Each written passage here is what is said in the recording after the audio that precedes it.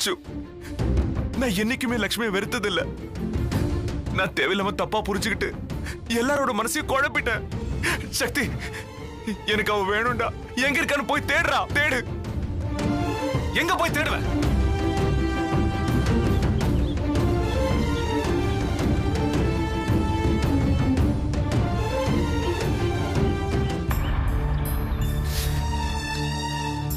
இப்படி அமைதியா உட்கார்ந்துட்டு இருக்காத லக்ஷ்மி.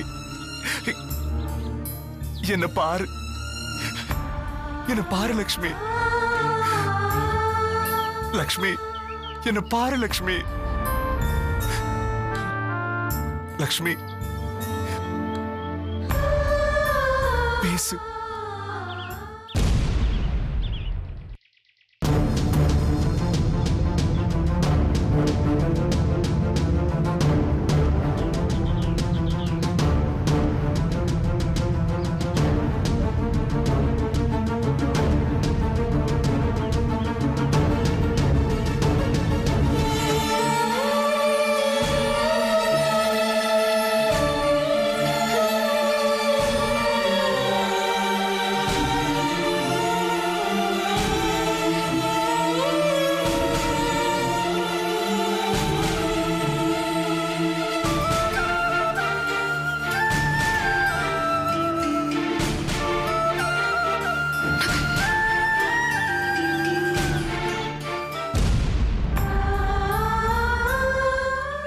சக்தி, எதுக்கு இப்படி பண்ண? இப்படி அவசரப்பட்டு உன் வாழ்க்கையை நீயே விட்டு கொடுத்துட்டிய. உனக்கு வர கஷ்டம் எல்லாமே என்னாலதான் என் புத்தி சொல்லிட்டே இருக்கும். ஒரு தலை இருக்கு சக்தி. ஞாபகம் இருக்கா? உன் பர்த்டே அன்னைக்கு என்ன அம்மா ஸ்தானத்துல வச்சிருக்கேன்னு எல்லாரும் முன்னாடியே சொன்னல. அந்த சந்தோஷத்துல அந்த நிமிஷமே நான் அப்படியே உறைஞ்சு போயிட்டேன். என் நெஞ்சுக்குள்ளேயே நிக்குது. நான் வாழ்ந்த மொத்த வாழ்க்கைக்கும் அந்த ஒரு மரியாதை எனக்கு போதும் சக்தி. அது ஒரு மரியாதை எனக்கு போதும். அத புரிஞ்சுக்காத இந்த மனுஷனுக்காக நீ இப்ப பலியாயிட்டு வந்து நிக்கிற. என்னால தாங்கவே முடியல. இவர் ஓடி போறது தடுக்கிறதுக்கு உனக்கு வேற வழியே தெரியலையா? இந்த குடும்பமான உங்க அண்ணனோட வாழ்க்கை, என் சந்தோஷம் எல்லாத்தையும் யோசிச்ச நீ உன்னை பத்தி கொஞ்சமாவது யோசிச்சிருக்கலாம்ல. இது பாரு, எது நடக்கவே கூடாதுன்னு நான் நினைச்சு இவர்கிட்ட நம்ம பழைய விஷயத்தெல்லாம் நான் சொன்னோம். அதையே நீ இப்ப நடத்திட்டு வந்து நிக்கிற. சொல்லு, இது நியாயமா சொல்லு. நான் இப்ப என்ன பண்ணுவேன்? எதுவுமே தெரியாத மாதிரி உன்னையும் அனுஷ்காவையும் என்ன வாழ்த்து சொல்றியா? இல்ல என் வெற்றி எனக்கு திருப்பி கொடுத்ததுக்கு சந்தோஷப்பட சொல்றியா? ஆனா ஒண்ணு, அண்ணனும் தம்பியை விட்டு கொடுக்கறதுல ஒருத்தருக்கு ஒருத்தர் சலைச்சவங்க இல்லைன்னு காமிக்கிறீங்க. உங்க ரெண்டு பேருக்கும் நடுவுல நான் தான் பகட கையா நின்னுட்டு இருக்கேன். எனக்கு மட்டும்தான் அந்த வலி தெரியும். லக்ஷ்மி, கல்யாண மண்டபத்துல எல்லாரும் வெயிட் பண்ணிட்டு இருக்காங்க. சக்தி அனுஷ்காவோட கல்யாணம் நடந்து முடிஞ்சு போச்சு. அத பேசி இனி பிரயோஜனமே இல்ல. இனி ஆக வேண்டியது பேசுவோமே. என்ன லட்சு, எல்லாம் முடிஞ்சு போச்சு. எனக்காக கல்யாணம் பண்ணிட்டு வந்து நிக்கிறான். என்ன என்ன பண்ண சொல்ற? ஓ வெற்றி, நீ விரும்பின வெற்றி இப்ப திரும்ப வந்துட்டாரு. அவருக்கு என்ன பதில் சொல்ல போற? சொல்லு லக்ஷ்மி, என்ன பதில் சொல்ல போற? என்னை எவ்வளவு விரும்பினியோ அதே அளவுக்கு வெறுக்கிற மாதிரி நான் பண்ணிட்டேன். நான் முட்டாள்னு திரும்பவும் நிரூபிச்சிட்டேன். எனக்கு புரிஞ்சிடுச்சு லக்ஷ்மி, நீ என்னை ஏத்துக்க தயாரா இல்லைன்னு புரிஞ்சிடுச்சு. இனிமே உன்னை கஷ்டப்படுத்த மாட்டேன். உன்னை இனிமே நான் கஷ்டப்படுத்த மாட்டேன். நான் சாகறது தான் சரி. வெற்றி, எல்லாரும் இங்க நின்னுட்டு என்னடா பண்றீங்க? முகூர்த்தத்துக்கு நேரமாச்சு. கீழே உங்களுக்காக எல்லாரும் காத்துக்கிட்டு இருக்காங்க. சீக்கிரமா வாங்க.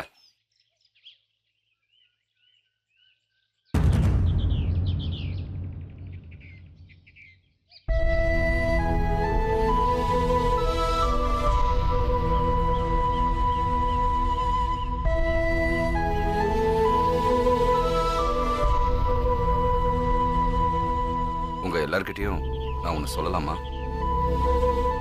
எனக்கு விவரம் இல்லதான், படிக்காதவன், பொண்டாட்டிக்கிட்ட அடி வாங்குறவன், இந்த ஊர் உலகத்தை பத்தி எனக்கு எதுவுமே தெரியாது.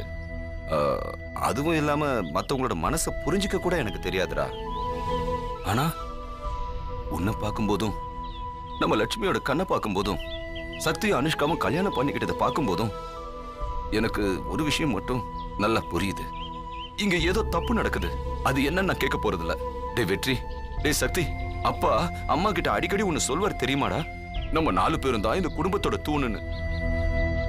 இந்த குடும்பத்தோட தூண்ல ஒரு தூண் ஆட்டம் கண்டுட்டா கூட நம்ம குடும்பத்தோட எல்லாமே போயிடும்டா. டேய் டேய் தம்பிகளா, இந்த பெரியண்ண உங்ககிட்ட ஒரே ஒரு வேண்டுகோளை கேட்டுக்கிறேன். கீழே அப்பா அம்மா, நம்ம குடும்பத்தோட மானம், அவங்க பரம்பரையை சேர்த்து வச்ச கௌரவம் எல்லாமே உங்க கல்யாணத்துக்காக காத்துக்கிட்டு இருக்கு. தயவு செஞ்சு அவங்க மனச நோக்கடிச்சிடாதீங்க. உங்க அண்ணன் சொல்றத கேளுங்கடா.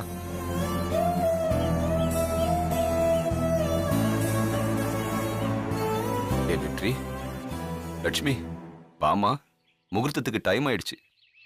வாடா, வா சக்தி.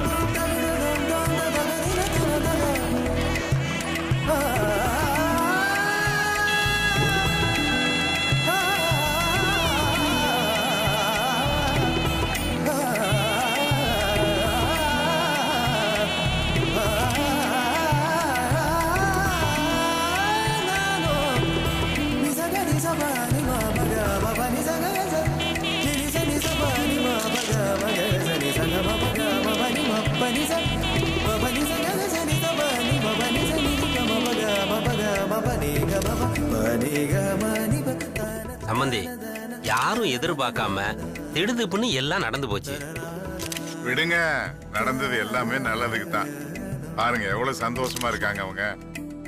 நான் அதை சொல்ல வரல சம்பந்தி, என் பொண்ணு கல்யாணத்துக்கு எதுவுமே செய்ய முடியலையே. அனுஷ்கா இனிமே எங்க வீட்டு பொண்ணு, அவளை நாங்க நல்லா பாத்துப்போம். அதெல்லாம் முடியாது. அவளுக்கு செய்ய வேண்டியதை நான் செஞ்சுதான் ஆவேன். மாப்பிள்ளைக்கு கூட என்னால எதுவும் செய்ய முடியல. சக்தி, இந்தாப்பா. மாமா இருப்பா, ஒண்ணும் இல்லப்பா. இந்தா மாப்பிள்ளை, அதெல்லாம் ஒண்ணும் சொல்லக்கூடாது. நான் என்னப்பா என் மாப்பிள்ளைக்கு தானே செய்யறேன். அம்மா, உனக்கு ஏதாவது வேணுமாம்மா? சொல்லுமா, உனக்கு என்ன வேணும்னு சொல்லுமா. அனு, தப்புமா, இதெல்லாம் தப்பு. கல்யாண பொண்ணாயிட்டேன்னு பாக்குறேன். என்ன சம்பந்தி, என்னாச்சு? எனக்கு சொல்லவே சங்கடமா இருக்கு சம்பந்தி.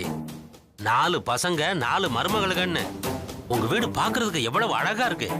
இவ என்னடான்னா கல்யாணம் ஆயிருச்சு, மாப்பிள்ளை நம்ம வீட்டோட கூட்டிட்டு போலாமான்னு கேக்குறா. தப்பு தானே சம்பந்தி? ஏமா அண்ணா, அப்பா சொன்னபடி தனி குடிச்சிட்டு போகணும்னு அப்படி கேட்டியா? ஐயோ இல்ல மாமா, நான் சொன்னதே இவரு தப்பா எடுத்துட்டாருன்னா. நான் தண்ணி குடுத்தனும் வீட்டுக்கு போற அளவுக்கு சீர் செய்யுங்கன்னு சொன்னேன். இவர் தான் அப்படி புரிஞ்சுக்கிட்டாரு. ஐயோ சம்பந்தி, அப்போ நான் தான் தப்பா புரிஞ்சுக்கிட்டேன் சம்பந்தி. அப்படியா?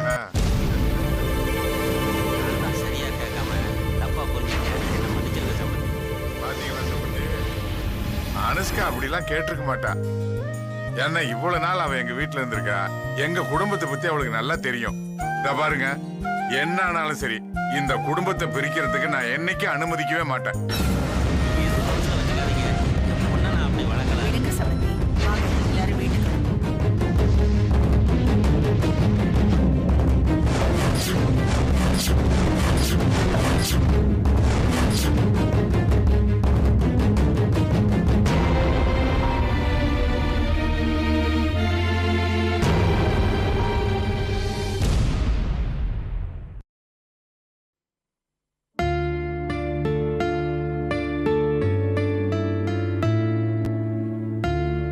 ஹாய் சந்தோஷ். எப்படா இருக்க? நல்லா இல்லடா. என்ன ஜெனி பிரச்சனையா? ஆமாண்டா. என்னடா சொல்ற? என்ன பிரச்சனை? டேய், அவ என் கூடவே வாழணுங்கிறதுக்காக இங்கேயே தங்கிட்டாடா. அவ இங்க இருக்கிற ஒவ்வொரு நிமிஷமும் எனக்கு நரகம் தான்டா. அவ சொல்றதெல்லாம் உண்மையா? டேய், அன்னைக்கு பொள்ளாச்சில நீ இதை தான் கேட்ட, இப்பவும் நீ இதே தான் கேக்குற. கொஞ்சமாவது யோசிடா. உனக்கு நிஜமா எதுவுமே ஞாபகம் இல்லையா? நியூ இயர் அன்னைக்கு நீ நானும் பார்ட்டிக்கு போய் குடிச்சிட்டு வந்தோமே, அதுக்கப்புறம் நடந்தது எதுவுமே ஞாபகம் இல்லையாடா?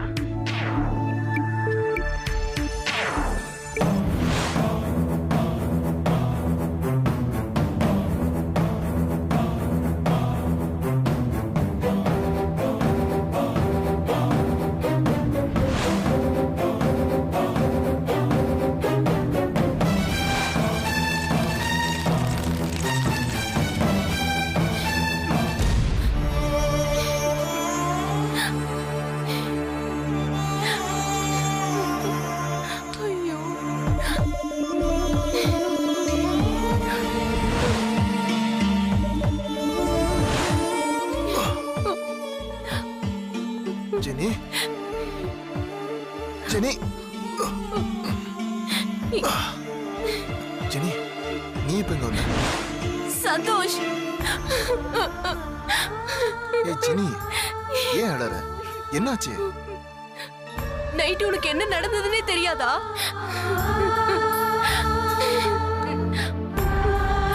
குடிச்சிட்டு வந்து என் வாழ்க்கையை சீரழிச்சிட்டீங்களே.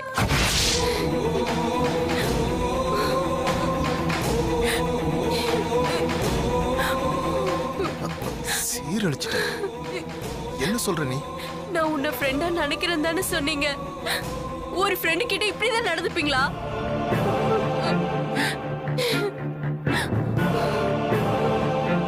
ஏய் ஜெனி, நீ என்ன சொல்ற? இனிமே நீங்க தான் என் வாழ்க்கைன்னு சொல்ற.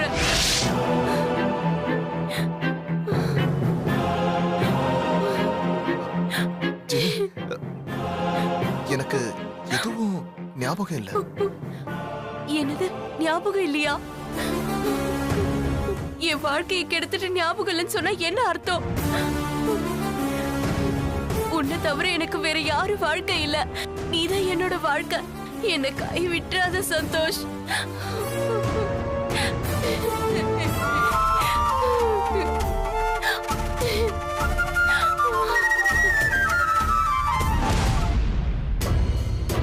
இதுதான் நடந்துச்சுன்னு மறுநாளே வந்து நீ என்கிட்ட சொன்ன. அவளும் அதே தான் சொன்னா. உனக்கு குடிச்சிட்டா என்ன நடக்குதுன்னே தெரியாதேடா. எல்லாத்தையும் மறந்து வேற தொலைச்சிடுவியாடா. அப்போ அவ என் பையன் தானா? வாய்ப்பு இருக்குடா.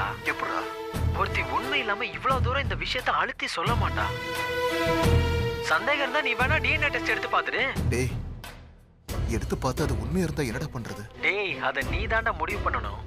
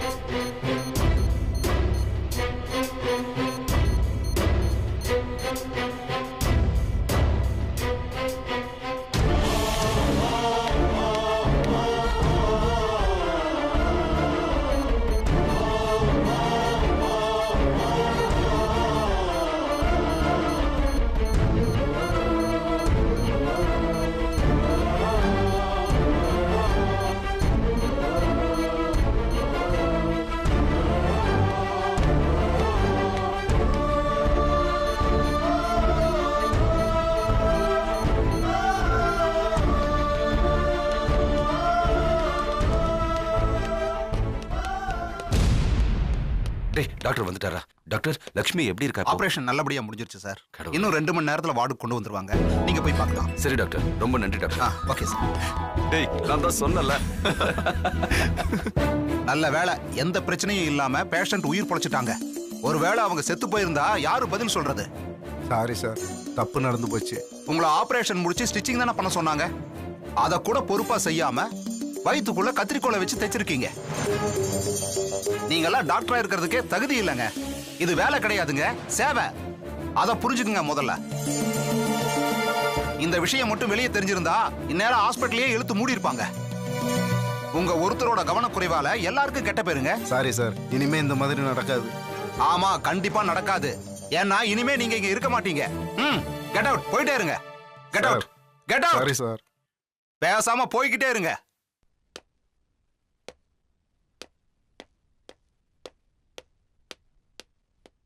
ச்சே.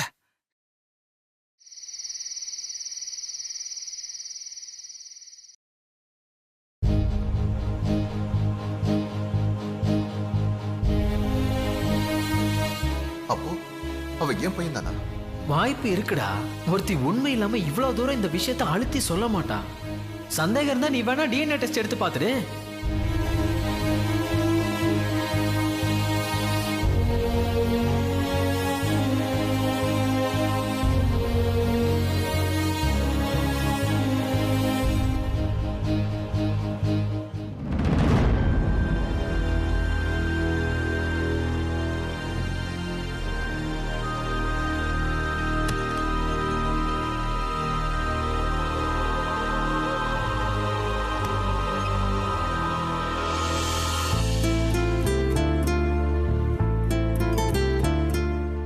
நான் உன்னை ஃப்ரெண்டா நினைக்கிறேன் தானே சொன்னீங்க. ஒரு ஃப்ரெண்டு கிட்ட இப்படிதான் நடந்துப்பீங்களா? குடிச்சிட்டு வந்து என் வாழ்க்கையை சீரழிச்சிட்டீங்களே.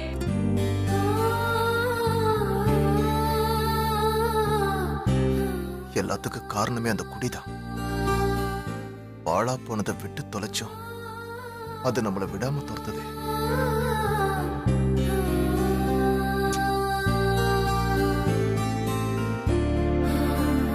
எப்படி இந்த பிரச்சனையை சால்வ் பண்ண போற?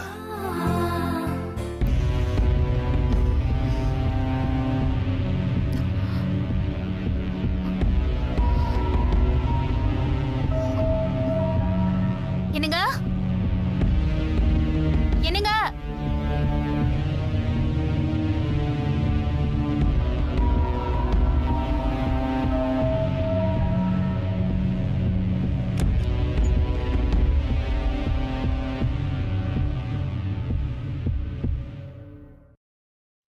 என்னங்க என்னங்க என்ன லட்சு? ஏன் இங்க நின்னுட்டு இருக்கீங்க? தூக்கம் வரல. ஏன் உங்க முகமே ஒரு மாதிரியா இருக்கு? அது கடையில ஒரு சின்ன டென்ஷன். ஆர்டர் பண்ண கூட்ஸ் இன்னும் வரல. அதுக்குள்ள டீலருக்கு 1 lakh செக் அனுப்பிட்டேன். கடை டென்ஷனை அங்கேயே குப்பையில போட்டுட்டு வந்துடணும். தூக்கம் கேடுற அளவுக்கு எதுக்கு டென்ஷனை தலையில ஏத்துக்கிறீங்க? நமக்கு நிம்மதி தான் முக்கியம். உன்னை சந்தோஷமா வச்சுக்கதான் இவ்வளவு கஷ்டப்படுறேன். நீங்க பணத்தை சம்பாதிக்கிறேன்னு இப்படி நடுராத்திரில தூக்கம் வராம அலைஞ்சிட்டு இருந்தீங்கன்னா நான் எப்படிங்க சந்தோஷமா இருக்க முடியும்? அந்த பிசினஸே நமக்கு வேண்டாம். வாங்க வாங்க.